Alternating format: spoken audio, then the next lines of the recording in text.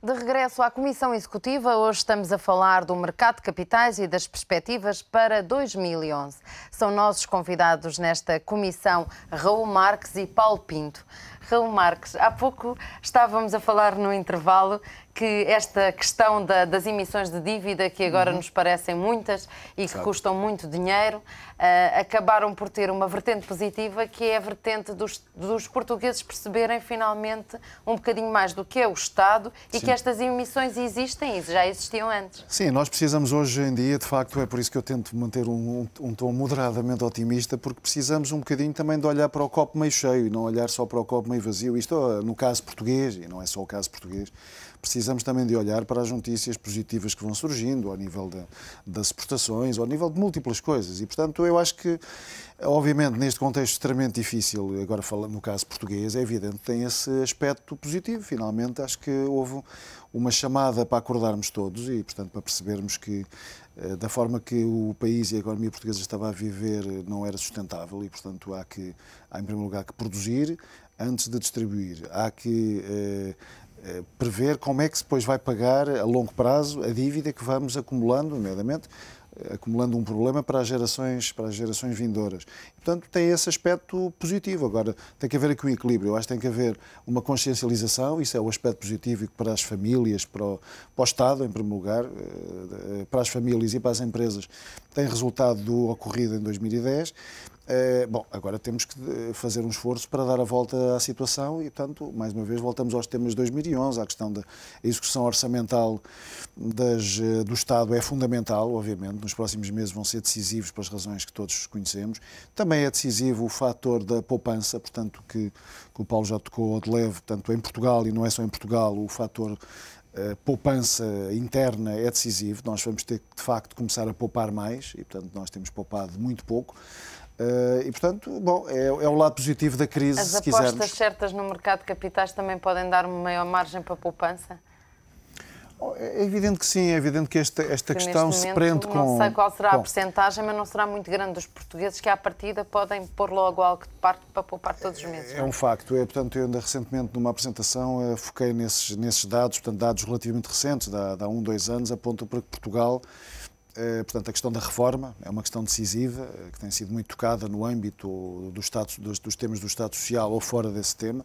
Portanto, Portugal é o país da zona euro onde as pessoas que estão no ativo menos poupam para a sua reforma, onde menos consciência têm de qual vai ser o nível da sua reforma futura, se dependerem apenas, digamos, do primeiro pilar, que é o Estado. E, portanto, em primeiro lugar, há que terem essa consciência, não só para o curto prazo, mas para o longo prazo, e depois, obviamente, há que incrementar, eu penso que é outro aspecto também decisivo de tudo isto, melhorar passo a passo, não só para as atuais gerações no ativo, mas para as futuras gerações, os níveis de literacia financeira.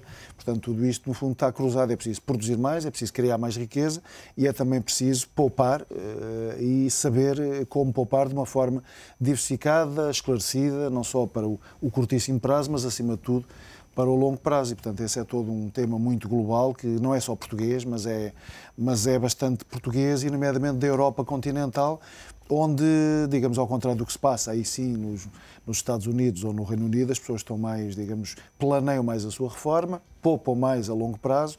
Aqui, de facto, temos estado menos conscientes disso, mas é mais uma alteração substancial e estrutural que vamos ter que fazer rapidamente. Eu retomava aquilo que o Raul acabou agora de dizer, porque no ponto que é dos mais importantes, provavelmente, que é a literacia financeira, e que liga com aquilo que a Alda também referiu, é que muito daquilo que se passa em Portugal, ou que se passava em Portugal, não era da consciência de todas as pessoas. As pessoas não tinham consciência que Portugal tinha que pedir dinheiro todas as semanas para financiar o seu orçamento. Mas, para além disso, eu creio que há que referir que, em relação à Bolsa, especificamente, temos um problema estrutural em Portugal. É que a Bolsa, em Portugal, é um fait-divers. Serve para justificar algumas coisas em determinados momentos, mesmo que essas coisas sejam totalmente contraditórias. Eu vou dar 2 exemplos. Criámos um segundo mercado em Portugal, o Alternext, há 5 anos, ainda não tem uma empresa cotada. Este governo prometeu privatizar 60 empresas, não fez uma única privatização e, portanto... Mas era possível privatizar num contexto Não, destes? não era possível, mas o problema está justamente nisso. Eu também posso dizer que Portugal vai à Lua quarta-feira que vem por esta hora. E depois digo que não é possível. Portanto, o problema põe-se justamente nisso. É que a Bolsa não serve em Portugal como entidade para refinanciar a economia, não é o local para agregar as poupanças dos portugueses, por todas estas razões que referimos. Não havendo essa literacia, as pessoas que põem o dinheiro na Bolsa imaginam que o podem retirar com lucro 15 dias depois ou 3 semanas depois. E, portanto, não fazem investimentos a longo prazo. As empresas não se reestruturam financeiramente a longo prazo na Bolsa porque não têm condições para o fazer, porque não sabem fazê-lo, porque a matriz do empresariado português obriga a que tenham total controle sobre as empresas. Enfim, são múltiplas as razões que levam a que o investimento em Bolsa em Portugal não é aquilo que deveria ser para um país europeu, até para poder dar alguma sequência à crise que nós temos. Se se puder substituir dívida por capital, nós estamos a resolver uma grande parte desse problema. Temos ainda outros problemas a acrescentar, é que existem em Portugal cada vez menos investidores. A poupança está concentrada em cada vez em menor número de pessoas. Era isso que eu lhe ia perguntar. Como é que se faz a ligação entre um país para o qual os investidores olham e têm dúvidas sobre a sua evolução futura e as empresas que estão cotadas numa bolsa nesse país? São coisas diferentes. A empresa, se tiver bons fundamentais, independentemente do país, é sempre uma boa aposta? São coisas diferentes, claro. Tem, por exemplo, o caso da Jerónimo Martins neste momento. O crescimento da Jerónimo Martins... Muito devido à Polónia. Exatamente. Não é certamente devido ao mercado português, mas é devido à estratégia da empresa e, portanto, à sua zona de crescimento geográfica, que é a Polónia, que lhe tem permitido... Até passou a capitalização da Portugal Telecom, não é? O caso da Portugal Telecom é o contrário, portanto, é a alienação de uma parte importante que se realizava fora do país, com a substituição que ainda não se realizou e, portanto, a empresa viu-se penalizada por isso. Eu creio que são duas coisas distintas, apesar de, neste momento, como eu referi ao princípio, a questão macroeconómica ser muito importante em termos de investimentos, porque, independentemente da microeconomia das empresas poderem ter uma estratégia adequada, por falta de financiamento, por falta de acesso a capital, eles podem ver o seu trabalho completamente defraudado.